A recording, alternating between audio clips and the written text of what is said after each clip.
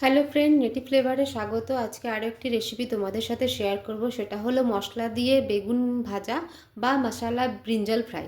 তো চলো দেরি না করে রান্নাটা শুরু করি। আর এই মশালা ব্রিঞ্জাল ফ্রাই রান্নার জন্য আমার কী কী উপকরণ লাগছে সেটাও তোমাদেরকে দেখিয়ে দিই।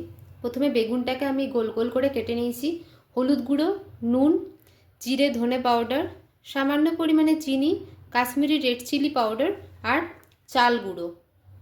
তো চলো রান্নাটা শুরু করি। তো দেখো আমি একটা ডিশ নিয়েছি। এরপরে আমি মশলাগুলোকে এর মধ্যে সব অ্যাড করব। প্রথমে দেব জিরে ধনে powder,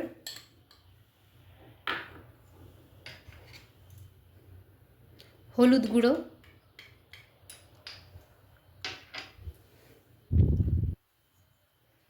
Kashmiri red chilli powder,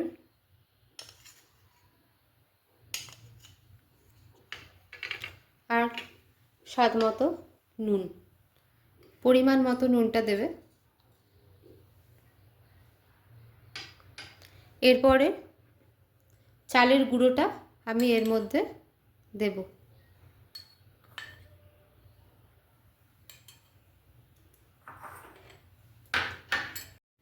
এরপরে খুব সামান্য পরিমাণে জল আমি এর মধ্যে দিলাম।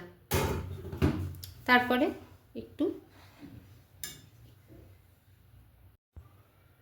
এইভাবে জল দিয়ে সমস্ত মশলাটাকে আমি একসাথে মিশিয়ে নিয়ে একটা পেস্টের মতো রেডি করে রাখলাম। এরপরে আমরা বেগুনগুলোকে গোল করে কেটে রেখেছি, আমরা এইভাবে মিশিয়ে নেব। সব কটা বেগুনকে আমি এইভাবে তৈরি করে নিচ্ছি। তো দেখো বেগুনগুলোকে খুব ভালোভাবে আমি মশলা মাখিয়ে নিয়েছি। এরপরে আমি এগুলোকে ফ্রাই করব। কড়াইয়ে দিলাম সাদা তেল। আমি ফ্রাইটাকে সাদা তেলেই করব, ফ্রাইগুলোকে। তো দেখো তেলটা চলে এসেছে। এরপরে আমি বেগুনগুলোকে ফ্রাই করে নেব।